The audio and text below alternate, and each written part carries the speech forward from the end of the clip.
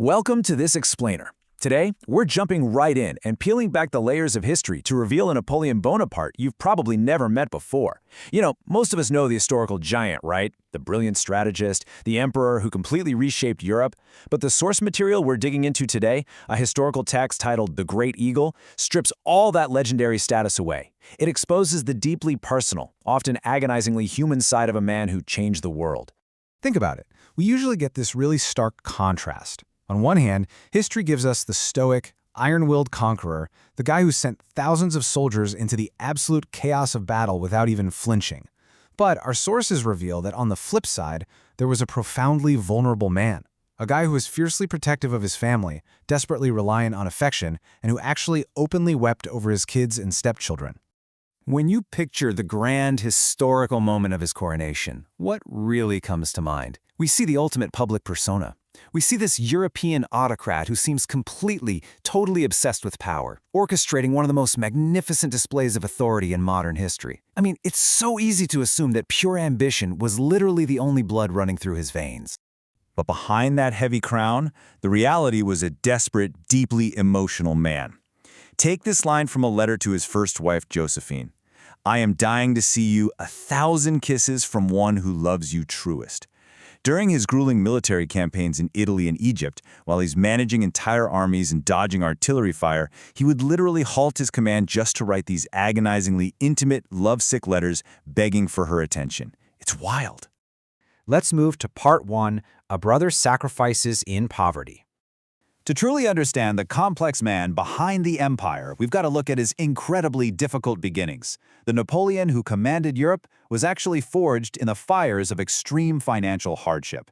He was born into a modest family in Corsica in 1769, so definitely not a life of luxury. When he entered military school in France in 1784, he was isolated, mocked for his accent, and known as one of the poorest students there. Then, in 1785, tragedy hits. His father dies. Suddenly, a teenage Napoleon is thrust right into the role of provider. By 1789, he's living in absolute, extreme poverty, relentlessly sacrificing his own basic well-being just to send his meager lieutenant's salary back home. He did it to lift his mother and siblings out of crushing debt. He even wrote this heartbreaking letter to his mom, claiming, "I only eat once a day at 3 p.m., I sleep at 10 p.m., and wake up at 4 a.m. This is very good for my health." He was saying that just to hide his suffering from her. He was skipping meals, avoiding social events, and walking the streets of Paris in worn-out boots and a shabby gray coat. It proves his family always came before his own comfort. The big takeaway here? His protective instincts were born way before his empire. All right, Part 2. Eugene, a father's adopted love. This deep capacity for care extended beautifully to his stepson, Eugene. When Napoleon married Josephine, he took her son completely under his wing. But instead of treating him like a political pawn with some cushy palace job, Napoleon loved him fiercely through guidance. During the brutal Egyptian campaign, he brought Eugene along but insisted on absolutely zero royal treatment. He made the boy sleep in the dirt with the regular soldiers to build his character and earn the men's respect. It was a tough but deeply paternal affection.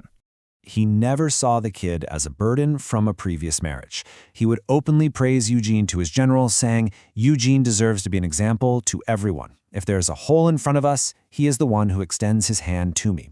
He saw him as his greatest pride and his most trusted companion in the field. That kind of profound paternal pride goes completely against his ruthless reputation, doesn't it? Now on to Part 3, patron of sciences, arts, and scholars. So, it's easy to just view Napoleon as a brute military force, but his mind was actually deeply rooted in intellectual progress. He actively surrounded himself with the era's greatest astronomers, chemists, and poets. We're talking about brilliant minds like Monge and Berthollet. He treated them with a profound respect that you rarely saw from monarchs back then. In fact, he famously integrated hundreds of scientists directly into his military campaigns. He effectively made research and discovery a core objective of his conquests. He didn't just want to rule the world, he wanted to understand it. Just listen to how he signed his name during the Egyptian campaign. Bonaparte, member of the Scientific Academy and Supreme Commander. He was so incredibly proud of his intellectual pursuits that he deliberately listed his membership in the Scientific Academy before listing his military titles. That tells you exactly what he really valued in his heart. Moving into Part 4, King of Rome, Paternal Joy. So after years of desperately wanting a child of his own blood, the birth of his biological son was supposed to be a massive triumph. But it didn't go smoothly. During the terrifyingly difficult birth of his son, Napoleon was faced with an agonizing, real-time crisis. The doctors rushed him in a panic. The delivery was failing, and the emperor had to make an impossible choice: save his highly anticipated heir or save his second wife, Marie-Louise. Defying literally every expectation of a power-hungry monarch who absolutely needed an heir to secure his dynasty, Napoleon didn't even hesitate. He explicitly ordered the doctors, saying, "Think only of the mother." He prioritized the life of his wife over the legacy of his entire empire. Fortunately, they both survived, which brings us to a truly incredible chapter of his life. His private quarters totally transformed. This is where we see the emperor completely unmasked. The most feared man in Europe would literally cancel high-level state meetings just to roll around on the floor with his toddler.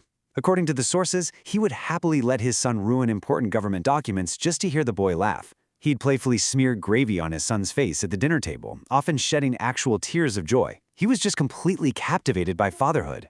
Which brings us to our final section, Part 5, the heir crisis and heartbreak. Because to reach that moment of ultimate paternal joy, an agonizing sacrifice had to be made. A sacrifice that really haunted him. We have to rewind a bit. What happened to Josephine, the woman he wrote those passionately lovesick letters to?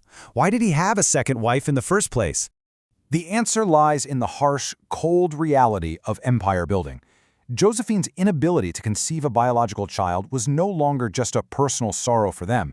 It became a massive geopolitical crisis. Without a clear biological successor, Napoleon's eventual death threatened to plunge the entire French Empire right back into the bloody chaos and civil war of the Revolution. His deep, enduring love for Josephine was fundamentally at war with his duty to provide France with a stable successor. For 5 long years, he fiercely resisted mounting political pressure from his advisors, and even his own family, to divorce her. He was terrified of hurting her. He told his brother, "How do you want me to leave that woman? I don't want to throw my wife into misery just for the sake of greatness." But ultimately, the weight of the crown won out. On December 15, 1809, the tragic divorce was finalized in a tearful, heartbreaking ceremony. Yet, even in divorce, his deep affection and loyalty remained totally intact. He personally guaranteed her a massive 2 million franc annual pension, ensured she was financially secure for life, and fiercely insisted that she forever keep the title of Empress. He maintained a close friendship with her until her death. So when the cannons finally silence and the treaties fade away, a profound question lingers. Beneath all that immense ambition, we see a man who starved to feed his siblings, wept over his children, and ultimately shattered his own heart to secure a nation's future. Was the ultimate conqueror of Europe tragically conquered by the cruel demands of his own crown? Thank you for joining me on this explainer. I hope this journey has given you a fascinating new perspective on the very human man behind the myth.